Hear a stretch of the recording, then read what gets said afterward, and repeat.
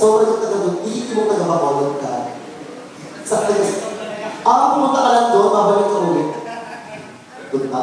Nakakatawa naman yung taga-Bacolod, Pangasinan, kababayan ko po yun. Tapos si Kuya, kapag galing ko ng Bacolod, dito talaga, video ba yan? O, gulurong ko nyo, video ba yan? Pangalan mo rin, Kuya? Yuan. Nilahe? Bakit Yuan? Yuan. Bakit ka Yuan? Yung totoo. Yung diretso nun, Yuan talaga. Kasi, ninyo na Yuan.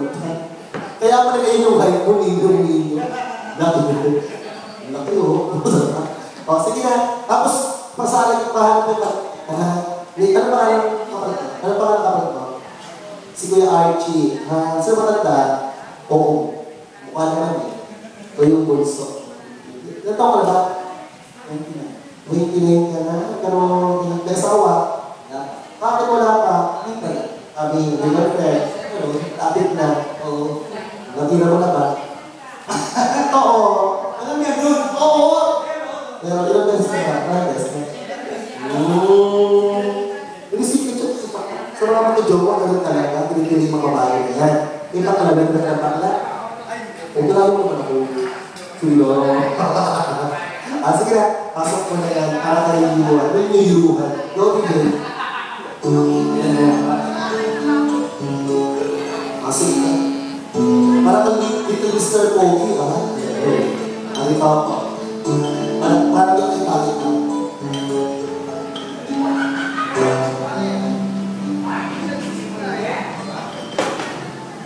Palakpakan nyo ang ating Little Mr. Pogi, edit number 1. That's Mini Yuan from Bacolod City.